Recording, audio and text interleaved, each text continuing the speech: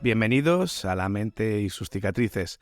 Soy Pablo de Lorenzo, psicólogo experto en trauma y acoso, y hoy tenemos un episodio con acceso anticipado. ¿Qué significa eso? Que las personas que estéis en Spotify, por ejemplo, tenéis que ir a iVoox y contratar el plan Fans, en el que tendréis acceso a más de 30 episodios, más de prácticamente 15 horas de contenido, y los que estáis en iVoox, pues contratar el plan Fans, que cuesta alrededor de 2,5 €. Si no, podéis escuchar perfectamente 8 minutos de este audio. El audio se abrirá para todos dentro de un tiempo. No voy a decir cuánto, pero no será mucho tiempo. Y creo que es un audio muy interesante, porque vamos a hablar de las trampas para turistas. Las trampas para turistas son fenómenos socioeconómicos que se observan comúnmente en destinos populares alrededor del mundo, es decir, las zonas más famosas de turismo. Estos lugares o servicios están diseñados para atraer visitantes extranjeros o personas que no están familiarizadas con la región, con el objetivo principal de maximizar los beneficios económicos de la zona. O de algunas personas, no siempre es en beneficio de los vecinos, a menudo a expensas de que el viajero pierda la experiencia auténtica que está buscando. Aunque la denominación tiene una connotación peyorativa, desde una perspectiva psicológica y sociocultural, son escenarios que reflejan dinámicas complejas entre la percepción, la decisión y la economía conductual. Ahora vamos a hacer un análisis un poco más pormenorizado de las características clave de estas trampas para turistas. Vamos a hablar de 8 características, que podrían ser 10, podría ser 5, pero en este caso he elegido 8 porque creo que especifican muy bien lo que son estas trampas para turistas. La primera de ellas, la primera característica, va a ser que tienen un atractivo superficial. La primera impresión que nos producen actúa como ancla cognitiva, como una especie de vínculo que nos hace desear llegar allí. Una de las características esenciales de estas trampas para turistas es la capacidad para captar la atención a través de estímulos visuales, auditivos o emocionales muy atractivos. Estos lugares suelen destacar por una estética deslumbrante o una promesa de autenticidad cultural en el que el turista se mete en la cultura totalmente que está visitando. La psicología cognitiva explica este fenómeno a través del efecto de anclaje, donde las primeras impresiones ejercen un peso desproporcionado en las decisiones posteriores.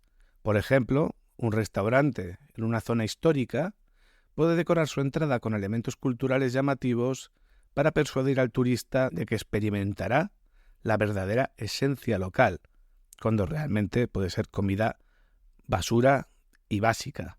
Pero la ilusión del turista no se la quita a nadie. El segundo punto es la sobrevaloración y la disonancia cognitiva. La disonancia cognitiva ya la hemos hablado otras veces en este canal, pero en concreto en estos lugares frecuentemente se ofrecen productos o servicios que están infladísimos en precio en comparación con su valor real. Aquí entra el juego lo que hemos dicho de la disonancia cognitiva, un mecanismo que lleva al individuo a justificar su gasto excesivo al convencerse de que ha pagado por una experiencia única e inigualable. Por ejemplo, un turista podría pagar un precio brutal por una comida bastante pobre, convenciéndose de que el ambiente o el contexto cultural justifican la inversión. Y es una forma de no romperse mentalmente, porque en el fondo la comida no le ha gustado, y es una forma de justificarlo. El tercer punto, la tercera característica que he elegido es la explotación de la ignorancia situacional.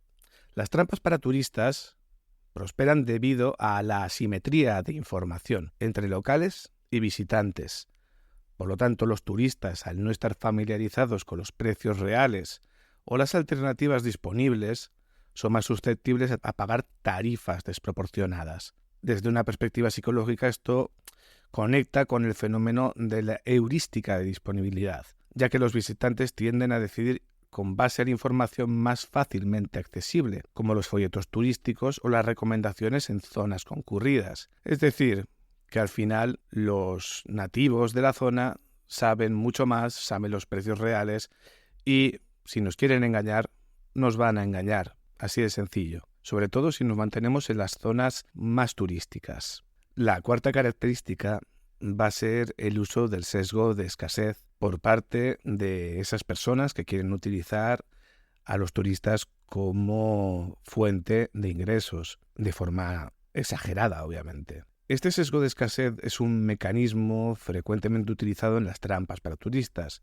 Es la creación de una percepción de urgencia o escasez. Por ejemplo, una tienda puede anunciar que un producto artesanal es único o está disponible por tiempo limitado. Este tipo de estrategia aprovecha el sesgo de escasez, que nos lleva a valorar más un recurso percibido como limitado, a menudo resultando en decisiones impulsivas. No vaya a ser que nos quedemos sin ello, es una pieza única, y luego ves que está en la tienda de al lado a mitad de precio. Pero bueno, yo asumo que creo que he caído en algún viaje en este tipo de cosas. El quinto punto va a ser la masificación y la ilusión de consenso social. Muchos turistas se van a sentir atraídos por lugares concurridos, ya que asumen que la popularidad es un indicador de calidad. Sabemos todos que eso no siempre es cierto, que la cantidad no tiene por qué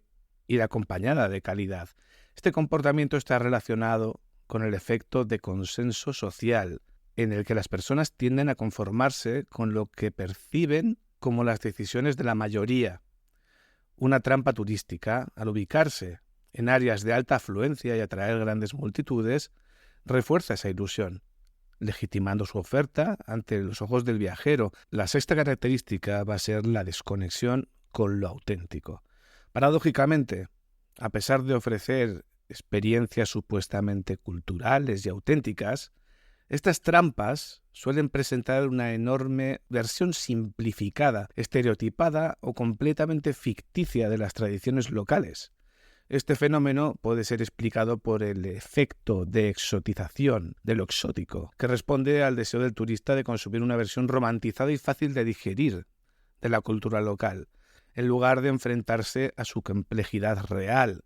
Bueno, podemos entender que los nativos del sitio dan a los turistas una versión más edulcorada y fácil, como los estereotipos del sitio, para que no tenga que complicarse mucho la cabeza para disfrutar del sitio y sentir la cultura presente.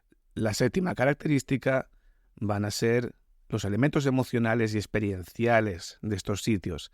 Las trampas para turistas también explotan emociones, prometiendo experiencias inolvidables o apelando a la nostalgia y a la novedad. Fijaros qué contradicción. Por ejemplo, un espectáculo tradicional podría exagerar o distorsionar elementos culturales para generar una respuesta emocional intensa en los asistentes, utilizando la emoción como un medio de justificación para los altos costos asociados. Y como octavo punto, a nivel de características, tenemos el impacto ambiental y social. Desde una perspectiva más amplia, las trampas para turistas suelen tener un impacto significativo tanto en el medio ambiente como en las comunidades locales.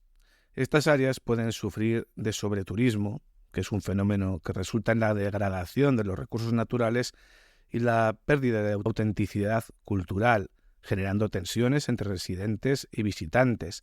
Bueno, para los que viváis en España, pues podemos imaginar, por ejemplo, Barcelona y la tensión que tiene con todos los turistas y la desnaturalización de los sitios, que se ha convertido como una especie de parque de atracciones, por decirlo de alguna manera, o por lo menos esa sensación tuve yo. En conclusión de de las características de las trampas para turistas es que no son solo un fenómeno económico, sino también una manifestación de cómo los seres humanos tomamos decisiones bajo condiciones de información limitada, sesgos cognitivos y presión social. Desde la psicología se ofrece una ventana fascinante para entender la interacción entre percepción, emoción y comportamiento económico en entornos de consumo globalizado. Si bien representan un desafío para los turistas que buscan experiencias genuinas, también son un recordatorio de la importancia de que tenemos que ser críticos y reflexivos en nuestras elecciones como consumidores, ya que viajar y hacer turismo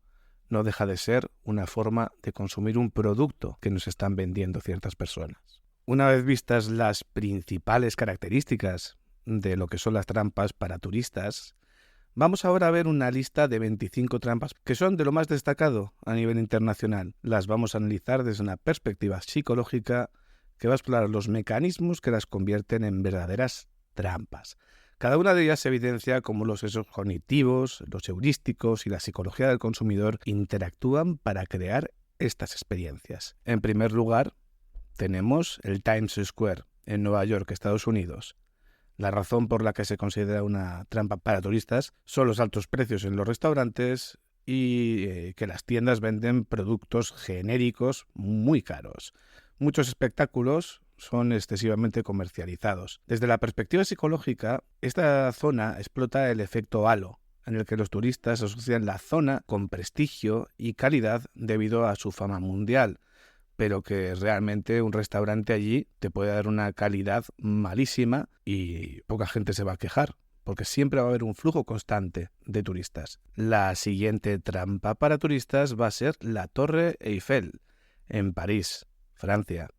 ¿Por qué? Porque tiene restaurantes, vendedores de souvenirs alrededor de la torre que inflan los precios de forma desproporcionada. Aparte de eso, tenemos un montón de estafadores en la zona cercana a la Torre Eiffel, un montón de trileros con las bolitas que luego nunca hay bolita, ¿vale? Por si acaso no lo sabéis, nunca juguéis con los trileros, ya sea en Barcelona, en la Torre Eiffel o donde sea, porque la bola siempre está en la mano de la persona que está haciendo el juego. Desde una perspectiva psicológica, la disonancia cognitiva juega un papel crucial, ya que los turistas justifican los gastos debido a que la Torre Eiffel tiene un simbolismo icónico muy grande de lo que es París.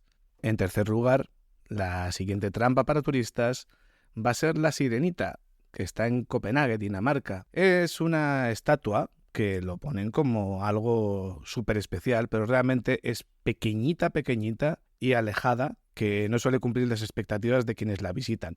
Porque claro, te enseñan una foto y parece gigante o preciosa y luego realmente tiene el tamaño pues, de un caniche y te puedes decepcionar. Desde la perspectiva psicológica que comentábamos, está el sesgo de expectativas que lleva a los turistas a sentir decepción, ya que en su imaginario era mejor que la experiencia real. La mayoría de la gente se suele decepcionar un poquito con esto. Si no sabéis a qué me refiero, buscad la Sirenita en Copenhague en Google y si no veis que es pequeñita y todo eso, buscad la Sirenita Tourist Trap a ver si podéis ver la diferencia entre lo que venden y lo que realmente se encuentran. En cuarto lugar, nos vamos a encontrar las pirámides de Giza, en Egipto. La razón por la que es una trampa para turistas, aunque es un sitio muy chulo, es que la existencia de los guías y vendedores locales por servicios y productos es muy pesada y la mayoría son de dudosa autenticidad. Las cosas que te venden allí no son realistas, no tienen buena calidad. Aquí va a explotarse el sesgo de presión social, ya que los turistas pueden sentirse obligados a comprar para evitar el conflicto con los vendedores. En muchos sitios, yo también lo he podido ver, por ejemplo, lugares como Estambul, de que dentro del propio paseo que os da la empresa contratada para enseñaros la ciudad, os llevan a tiendas y os hacen pasar por sitios que realmente es un trato de la persona que os está enseñando la ciudad con el sitio o la tienda. Y es bastante feo, la verdad, hacer eso. El quinto o la quinta trampa para turistas va a ser Venecia, en Italia. Esta preciosa ciudad del norte de Italia va a tener gondoleros que cobran unos precios bestiales por paseos breves, restaurantes en zonas turísticas con precios brutales y también bastantes ladrones y pickpockets, como le llaman. En este sitio el sesgo de escasez se utiliza al presentar la experiencia como algo único que no puede ni debe perderse. Realmente las góndolas han sido muy idealizadas, yo creo. Están demasiado idealizadas para lo que son una barquita, simplemente. En sexto lugar tenemos Stonehenge, en Reino Unido. La razón por la que consideramos que puede ser una trampa para turistas es que el acceso limitado al monumento y la distancia física que hay hacia él crean una experiencia menos impactante de lo que la gente se espera y genera una disonancia cognitiva, porque esta disonancia emerge cuando los visitantes racionalizan el costo emocional y económico de una experiencia que no ha sido tan óptima o tan buena como esperaban. Se intentan convencer a sí mismos, bueno, estaban bonitas las piedras ahí a lo lejos. Sí, vamos para casa. Pues eso. Séptimo, este igual nos suena más. Las Ramblas en Barcelona, en España. La razón, los restaurantes tienen precios infladísimos y una calidad pésima. Creo que uno de los peores restaurantes de toda España estaba en las Ramblas y se rumoreaba que era realmente una tapadera para blanquear dinero, presuntamente. Y además hay una alta incidencia de carteristas y cosas raras, muy raras, que ocurren por las noches en toda esa zona. El sitio es bonito, que va desde Plaza Cataluña hasta la zona de la Rotonda de Colón, pero hay que ir con cierto cuidado, sobre todo si uno tiene pinta de turista con la cámara y lleva relojes o cosas caras a la vista. El efecto de consenso social va a llevar a los turistas a asumir que la popularidad equivale a calidad. Es decir, que si hay mucha gente en las Ramblas, es que las Ramblas son la leche. A ver, a mí me gustan las Ramblas, pero realmente se han convertido en un foco y en una atracción para carteristas, estafadores, trileros también, como hemos dicho antes, y gente muy rara. Lo bueno que tiene es que todavía sigue teniendo ciertas tiendas de flores, de bulbos y de semillas, que la verdad que son comercio local y quedan bonitas. La siguiente trampa para turistas va a ser el Hollywood Walk of Fame, el Paseo de la Fama. El Paseo de la Fama de Los Ángeles, de Hollywood, y debería ser una experiencia maravillosa, pero nos encontramos una experiencia repetitiva y sin mayor interacción, rodeada de tiendas costosas y de espectáculos improvisados. No deja de ser una calle bastante genérica, es una calle pues un poco cara en las que las baldosas van poniendo nombres. Claro, uno se lo imagina y dice qué maravilla, pero es que realmente no es tan bonito. Esto explota el efecto de familiaridad, ya que los nombres reconocidos generan una sensación de conexión emocional y te hace parecer que estás en medio del meollo, de la fama y de todo. El siguiente y novena trampa para turistas va a ser el monte Fuji, en Japón. ¿Por qué? Porque hay costosos tours que prometen vistas exclusivas y muchas veces son bloqueadas por la niebla. Esa niebla que tan bonita queda de fondo, pues cuando estás allí te impiden ver el resto. Y eso es bastante faena. Los operadores turísticos aprovechan el sesgo de anclaje, la heurística de anclaje, al enfatizar la importancia cultural del lugar. Entonces la gente no quiere perdérselo. Pero luego cuando están allí, pues ven una nube bonita que tiene mucho sentido y cultura, pero la gente pues igual se siente un poco timada. El 10º lugar, el mercado de las brujas, en La Paz, Bolivia. Aquí encontramos productos etiquetados como tradicionales, pero en su mayoría están fabricados en serie. Básicamente es como visitar un pueblito donde tienen sus mazapanes y sus cosas hechas por la gente local, pero realmente está hecho en China. Y los turistas sucumben al efecto de exotización, de exótico, deseando llevarse un recuerdo auténtico made in China, en realidad. Y volvemos en el número 11 a Venecia, a Italia, al puente de Rialto. Aquí es un puente que nos encontramos con muchísimas tiendas encima de él. Es bonito, es chulo, pero las tiendas de souvenirs son excesivamente caras, hasta la enfermedad, son brutalmente caras y multitud de turistas dificultan disfrutar del lugar. Es un tapón con muchísimas tiendas, ya os digo, excesivamente caras. Pero bueno, feo el sitio no es. Aquí hay un sesgo de disponibilidad que hace que los turistas compren productos ahí mismo y no busquen alternativas. Podemos hablar de tanto imanes como un reloj de 5.000 euros, pero me imagino que iremos más por los imanes. La 12ª trampa para turistas va a ser Cancún, en México. Que sea una trampa para turistas, que estoy diciendo, no significa que todo sea malo, pero sí que hay resorts con todo incluido que aíslan a los turistas de la auténtica cultura mexicana. Es decir, como hemos comentado antes, las trampas para turistas lo que hacen es privar al turista de la auténtica cultura que hay en el sitio. Entonces, si nos vamos a Cancún, a un resort todo incluido en el que tenemos, igual sí, casas bonitas, una playita privada y todo esto, sí está bien, no vamos a decir que es algo desagradable, pero no están enseñándonos la cultura de la zona. Es una construcción artificial que realmente es una sustitución de lo que podríamos encontrar como un turismo real. Aquí tenemos un efecto muy curioso que es el efecto placebo cultural, que genera la percepción de autenticidad en entornos altamente artificiales. ¿Y es qué es eso? Estos resorts que están en muchísimos sitios no son la cultura del sitio que se visita. Y tiene una cosa buena y una cosa mala. Porque si el sitio es muy feo, pues te vas a quedar con buena sensación.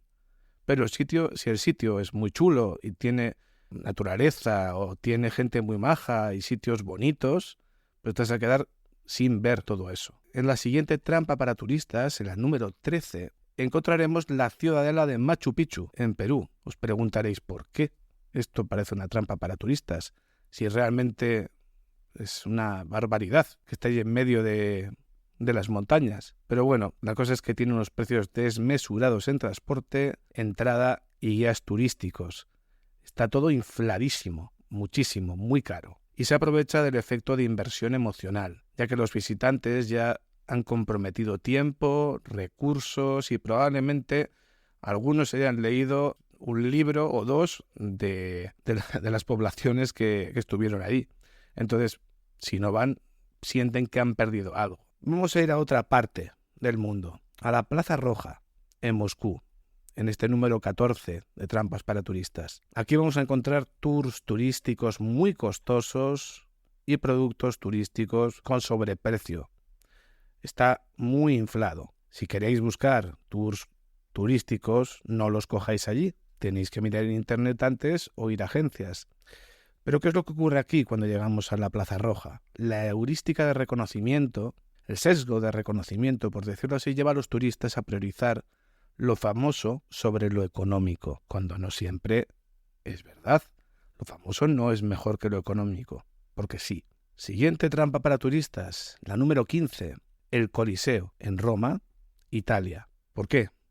Filas largas, entradas costosas y guías no oficiales que inflan precios. Aparte de eso, por ejemplo, los soldados romanos que están fuera del Coliseo permiten que os hagáis fotos con ellos, pero luego os cobran las fotos y os las cobran a un precio que es bastante alto y genera mucha incomodidad porque no te aceptan un no por respuesta, básicamente. También había oído que por la zona del Coliseo no pidáis zumo de naranja en los bares que hay por ahí. ¿Por qué? Porque el zumo de naranja os pegan una leche de 10-15 euros en ese sitio. Es lo que tiene. Los bares, restaurantes que están cerca de sitios muy emblemáticos y muy famosos pueden permitirse timar a la gente y que no vuelva porque siempre va a haber un flujo infinito de gente. Y en este punto aparece la disonancia cognitiva, que justifica el gasto por la relevancia histórica del sitio. Pero realmente, si nos ponemos a observar un poco si merecemos o no ese trato tanto de los guías turísticos como de los bares, como de todo, vemos que los turistas somos mera carnaza de la que sacar dinero. Y no es justo. La siguiente trampa para turistas, la número 16, va a ser el Checkpoint Charlie, en Berlín, Alemania, durante la Guerra Fría, como muchos sabréis, igual los más jóvenes no, o no lo recordáis, Berlín se dividió en múltiples espacios, incluyendo la zona soviética, la zona americana, la zona británica, y el Checkpoint Charlie sería un espacio que sería el americano, ¿no? La entrada o la zona americana. Pero la realidad es que es un espacio recreado que no tiene autenticidad histórica, es una recreación y está rodeadísimo de tiendas caras. Lo único que hacen es intentar venderte souvenirs, camisetas, imagino que imanes para neveras, todo tipo de chorraditas, pues más caras que en cualquier lado. Y aquí los turistas van a experimentar un efecto de validación histórica. Desean presenciar el pasado, es como una sensación de yo he estado ahí. Pero lo triste es que realmente es que no tiene autenticidad histórica. Por lo tanto, es un poco triste. Triste en el sentido de que te puede llevar a desilusión. El número 17 sería el Dubai Mall. Está en Dubái, en Emiratos Árabes Unidos. Sería una experiencia de compras que no refleja la cultura local. Pero yo me imagino, a ver, es muy lujoso el sitio, pero yo me imagino que la gente va ahí porque estar en la calle a 45 o 50 grados tiene que dar pues bastante apechusque y te derrites prácticamente. Pero bueno, al margen de eso se va a explotar el lujo y se asocia a un entorno opulento. Bueno, Dubái al final, Dubái petróleo, pero realmente no es un gran sitio el Dubai Mall. Porque además, si queréis comprar algo, no os va a llegar porque son sitios de tiendas muy opulentas y muy caras. A menos que queráis hacer un poco el paripé, no tiene mucho sentido porque no hay Zara, creo. Bueno, igual sí. Ya, si alguien ha ido, que lo ponga en los comentarios. El siguiente va a ser el número 18 y no es menos que Bali, en Indonesia. Aquí va a haber playas masificadas y experiencias culturales creadas exclusivamente para turistas. Es decir, las playas no son esas playas prístinas, vacías, preciosas, en el que solo se oye el romper de las olas, sino que están hasta arriba, estilo cualquier playa del Levante español, y las experiencias culturales, como bailes, otro tipo de cosas, han sido recreadas exclusivamente para los turistas. Se da una romantización. Realmente desde un lado psicológico aparece el efecto de romantización que hace que los turistas busquen una versión idealizada del lugar. Y bueno, hablando de efecto de romantización, hago un pequeño parón aquí, porque me gustaría hablar del efecto París. Es el efecto contrario al síndrome de Stendhal. En el síndrome de Stendhal, que era un señor, visitó, creo que era la Capilla Sixtina, y le dio una especie de vahío, no un ataque de pánico exactamente, pero sí una sensación de sobrecarga del sistema, de la belleza del lugar. El efecto París ocurre principalmente en población japonesa que está en la otra punta del mundo y que tienen idealizada París. Imaginan que París sigue siendo la ciudad de las luces del siglo XIX, con belleza por todos los lados, y cuando llegan allí, a París, se dan cuenta de que no es exactamente como se lo habían imaginado. Es más, hay una oficina en concreto en París y un número de teléfono para las personas japonesas que lleguen allí y empiecen a presentar síntomas, que pueden ir desde el mareo, náuseas, y no sé si llegan a delirar o algo, sería difícil, pero una sensación de desengaño muy grande sí que está ahí. Pasando de esto del síndrome de París, que me parece muy interesante, nos vamos al número 19, a las cataratas del Niágara, que están entre Canadá y Estados Unidos. Creo que son parte fronteriza. ¿Cuál es la razón de que sea una trampa para turistas?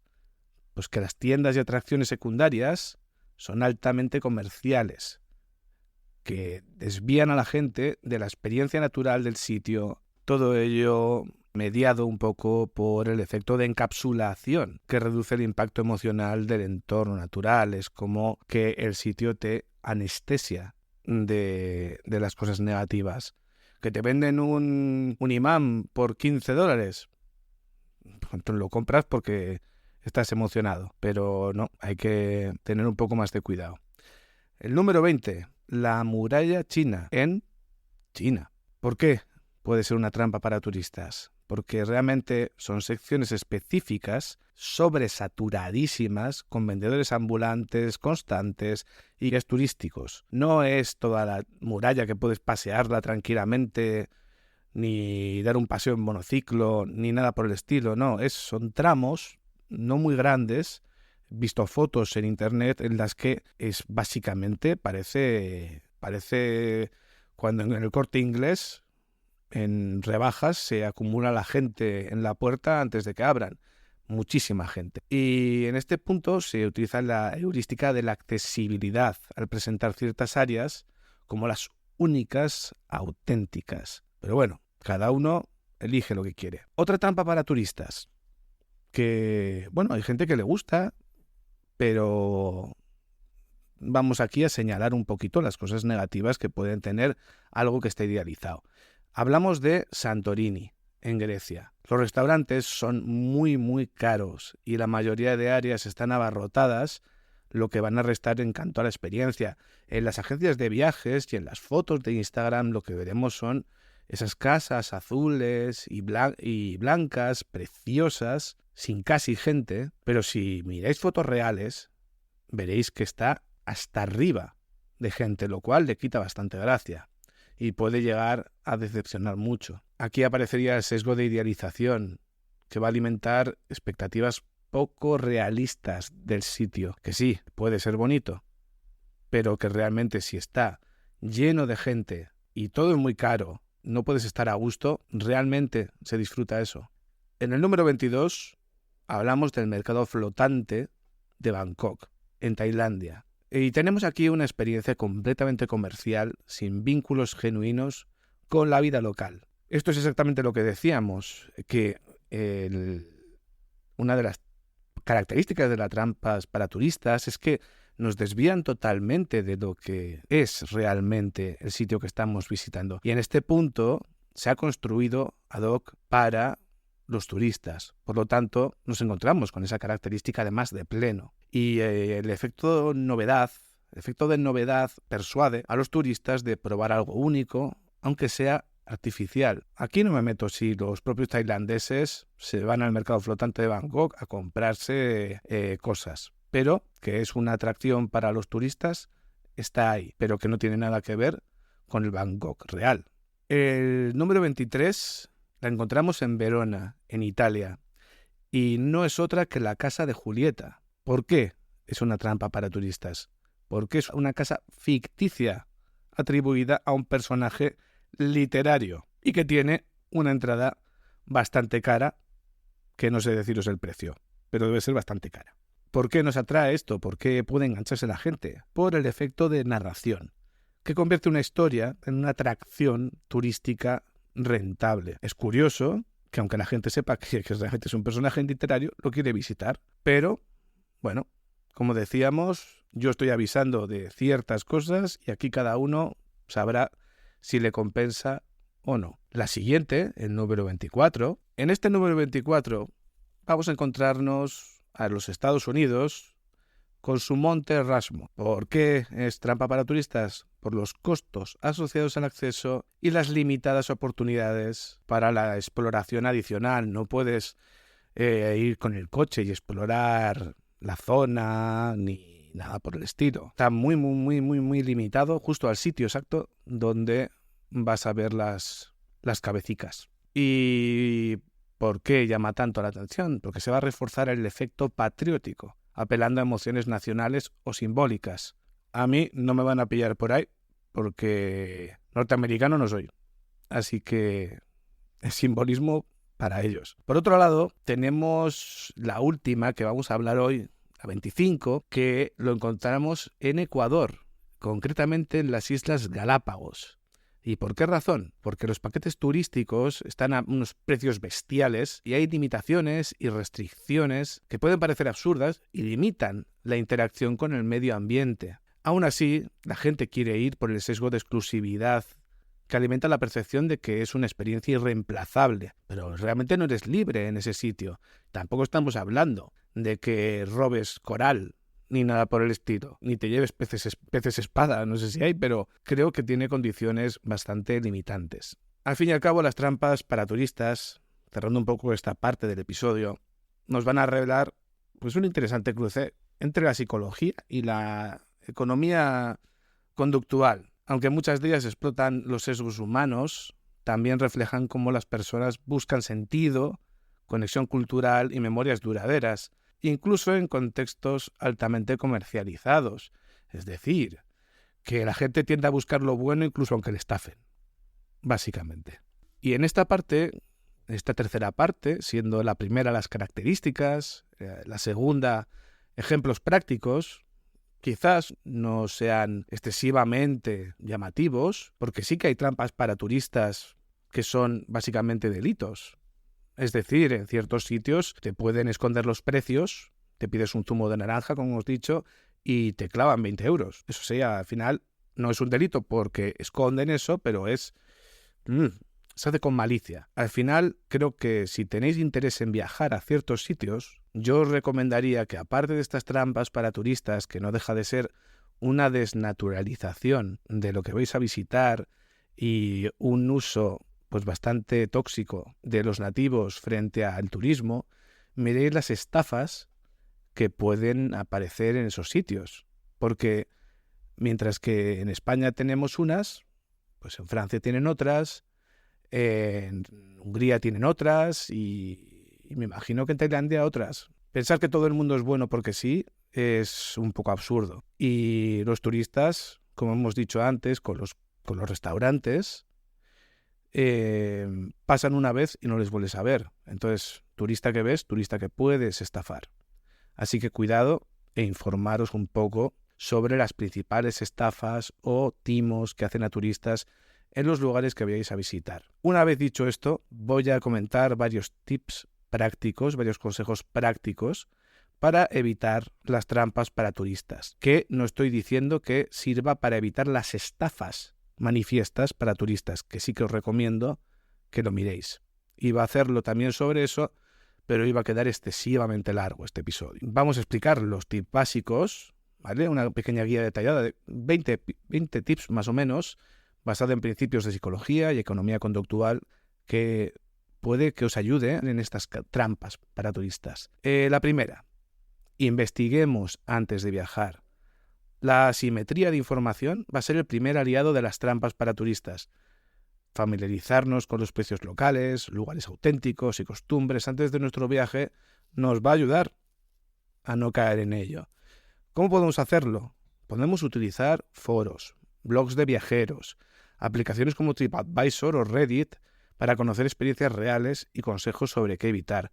También YouTube, porque hay muchísimas experiencias de gente que viaja allí y explican un poco lo principal. Segundo tip, segunda recomendación. Desconfía de la autenticidad, entre comillas, excesivamente promocionada. ¿Por qué? Porque las trampas suelen ofrecer versiones de cartón piedra, estereotipadas de la cultura local, que apelan a ese efecto de exotización, que es lo que mucha gente busca cuando sale de vacaciones, ver algo distinto, algo que le impacte. ¿Y cómo podemos detectarlo? Si un lugar o experiencia se presenta como la más auténtica y está abarrotada de turistas, es posible que sea bastante artificial. La recomendación es que optéis por recomendaciones de locales o que busquéis alternativas menos conocidas que probablemente sean más auténticas que las que se autoproclaman la auténtica. En tercer punto, evitad las zonas hiperpopulares para comprar o comer. No digo que no las visitéis, pero comprar y comer no es buena idea en esa zona, porque los restaurantes y tiendas en esas áreas turísticas inflan los precios a tope, se aprovechan mucho del sesgo de proximidad. La gente prefiere, ya que está en la plaza X, comprárselo allí que irse 2 calles más al fondo y comprarlo a un cuarto del precio. Pero es que las escalas de precios suelen ser así. Te puedes encontrar lo mismo, pero multiplicado por 4 del precio. ¿Y cómo se puede hacer? Caminando un par de calles fuera de las áreas principales, preguntando a los residentes dónde comen o compran ellos. Y así aumentamos la posibilidad de encontrar mejores opciones, o por lo menos más baratas. Y seguramente también con mejor calidad, que la calidad no es lo que más apremia en las zonas para turistas. Cuarto consejo, seamos conscientes de los sesgos psicológicos. Hay sesgos como la presión social, la disonancia cognitiva y el sesgo de escasez, que son explotados a tope en estas trampas. ¿Cómo contrarrestarlo? Pues bueno, con la presión social. No asumamos que algo es bueno solo porque esté lleno de turistas, ¿vale? Había un dicho que me gustaba mucho, que era de los Simpson, me parece. Eran 6 millones de fumadores, no pueden estar equivocados. Bueno, eso. La disonancia cognitiva evalúa si realmente vale la pena pagar un precio alto por una experiencia o un producto deficitario. Y en el sesgo de escasez, no nos dejemos llevar por frases como última oportunidad y analicemos si la oferta es genuina. Porque como podía ocurrir cuando hice el episodio entre temporadas número 11 sobre los patrones oscuros y maliciosos en Internet, también nos encontrábamos que en muchas páginas web parecía un contador que amenazaba con llegar a cero y dejar la oferta fuera de acceso a la persona. Pero ¿qué pasaba? Esto lo he visto en otras personas que, con su aburrimiento y tiempo libre, miraron a ver qué pasaba al llegar a cero. Y no os imagináis lo que pasaba. Cuando llegaban a cero, la cuenta atrás se reiniciaba, simplemente. Es una trampa que utiliza, como decimos, el sesgo de escasez, que no nos podemos dejar llevar por frases como última oportunidad y tenemos que ver si la oferta es genuina. Simplemente por el miedo a perder algo no podemos actuar. El quinto consejo: negocia y compara precios. Muchas trampas para turistas aprovechan el desconocimiento para ofrecer precios infladísimos. En mercados locales, con guías turísticos, con gente conocida, compara precios entre varios proveedores. En culturas donde regatear es común, no dudes en hacerlo con respeto. Regatear es normal, por ejemplo en Marruecos. Si no regateas te van a meter un gol por toda la escuadra, pero tampoco regatees en plan agresivo intentando sacarle una camisa por €1, ¿vale? Sexto consejo: evita las decisiones impulsivas. Las trampas aprovechan el sesgo de urgencia, presentando experiencias o productos como irrepetibles que nos llevan a actuar rápido. ¿Por qué? Porque se nos escapa. Si no aprovechas ahora, nunca lo vas a volver a vivir. Y no es cierto. Es como lo que hemos dicho antes de la cuenta atrás. Esa urgencia se va rehaciendo y lo que genera es sensación de necesidad de actuar. Pero tenemos que darnos tiempo para actuar.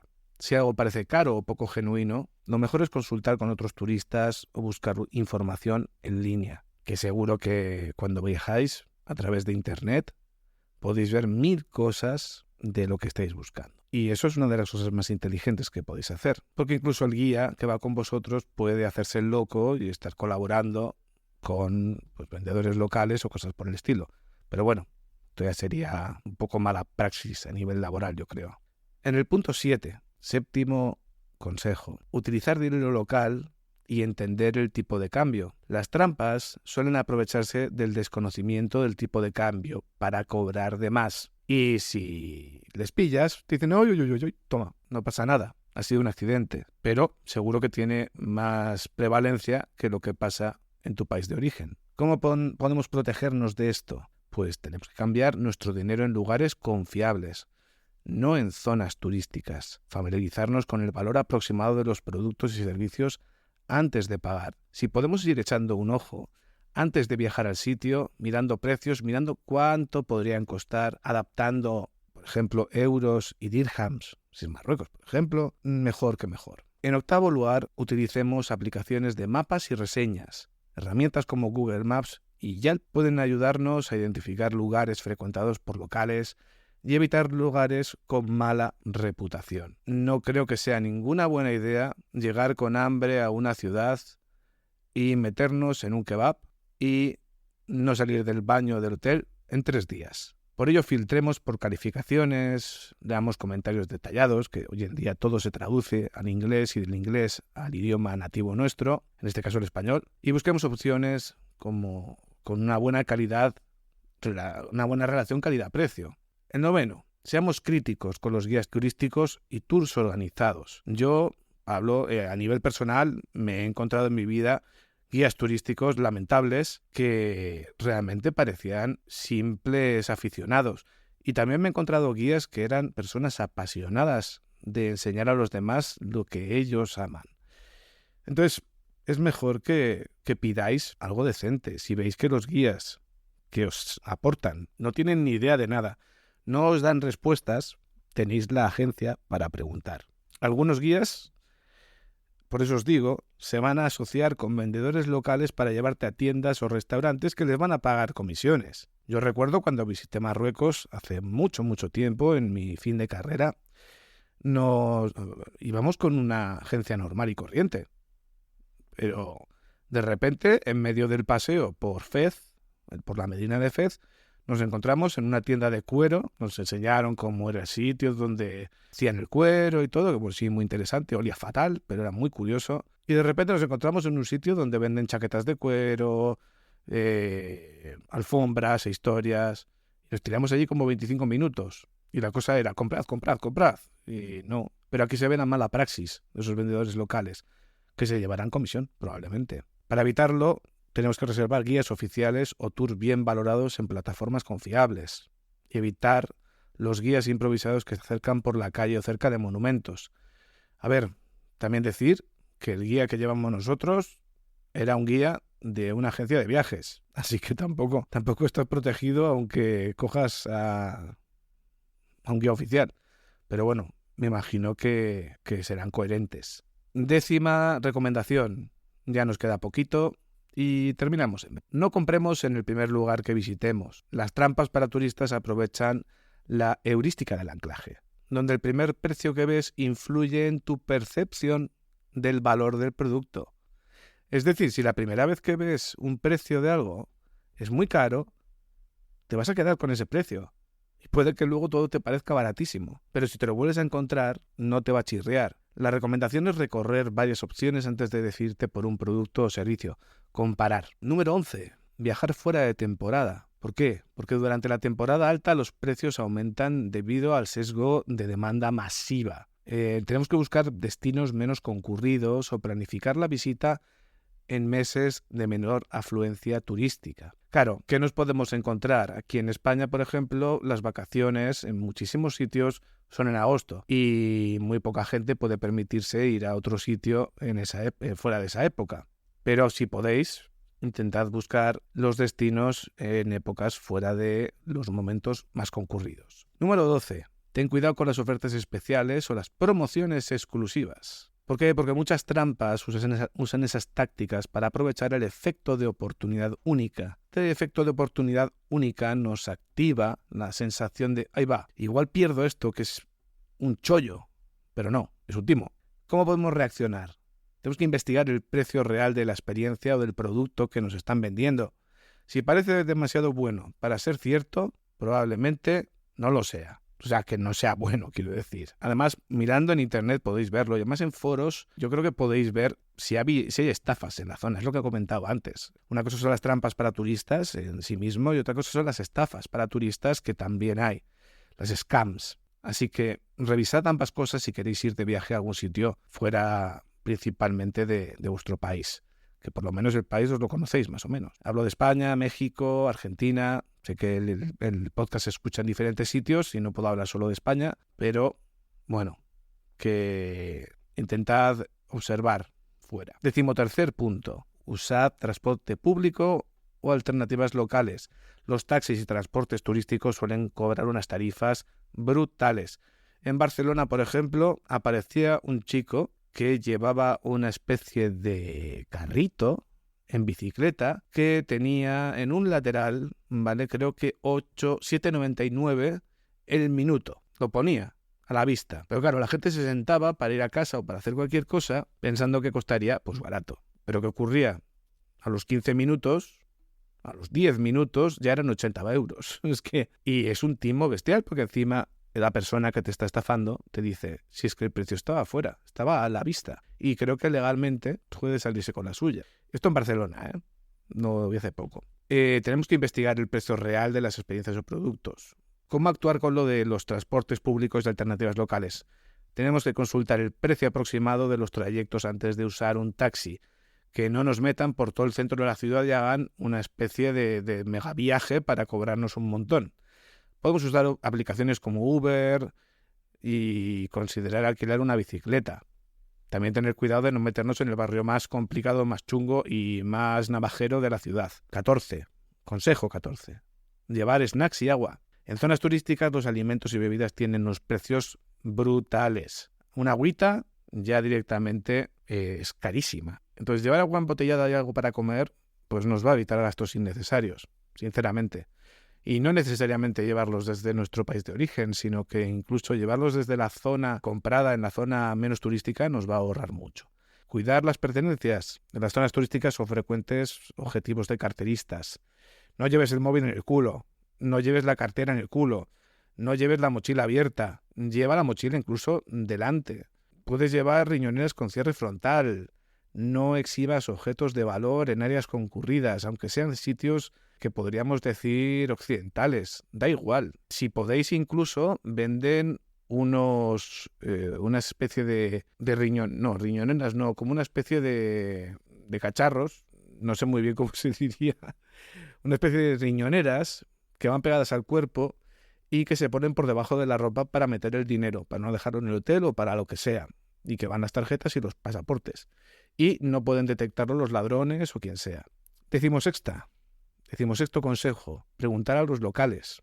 Los residentes suelen tener un conocimiento profundo de las mejores opciones, como tú probablemente de tu barrio. Hablemos con el personal del alojamiento, conductores de transporte o personas en tiendas, gente que veamos que es de confianza, que no nos van a meter la doblada. 17º consejo. Tenemos que ser escéptico con las fotos obligatorias. ¿A qué llamamos esas fotos obligatorias?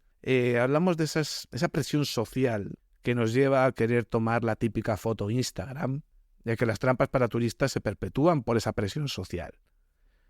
En muchísimos sitios podemos ver que hay colas eternas para hacer la típica foto que parece original, pero que se la ha hecho miles de personas. O sea, tenemos que priorizar nuestra experiencia personal más allá de la validación en redes sociales. Ya no digo que no os caigáis por un barranco haciendo una foto que no deberíais haceros, como ha pasado tantas veces, que he leído que las muertes por selfie superan a las muertes por tiburones en el mundo.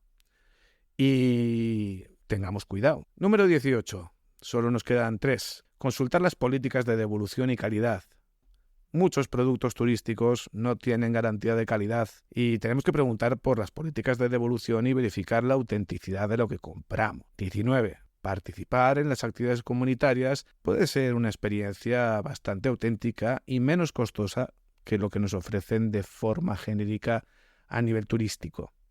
Tenemos que buscar, eso sí, actividades organizadas por colectivos locales o proyectos sostenibles. Y punto 20, muy importante, tenemos algo en nosotros que no deja de ser una especie de reconocimiento de patrones, algo casi mágico que tenemos los seres humanos, que es la intuición. Confía en tu intuición. Si algo te parece demasiado caro, genérico o diseñado exclusivamente para turistas, probablemente lo sea. Si notas que alguien está intentando timarte, probablemente lo sea. Si le dices que no, no le vas a hacer daño, no te conoce, guíate por tu intuición. A veces el cuerpo reconoce las cosas mucho más rápido que la mente porque lo hila con experiencias ya vividas.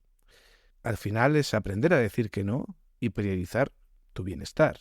Así que con estos pequeños consejos que hemos dado, en este viaje de, casi una hora, recordaros que tenéis el correo electrónico lamenteysusticicatrices@gmail.com. Muchas gracias por estar ahí, muchas gracias por escuchar y nos vemos en el próximo episodio.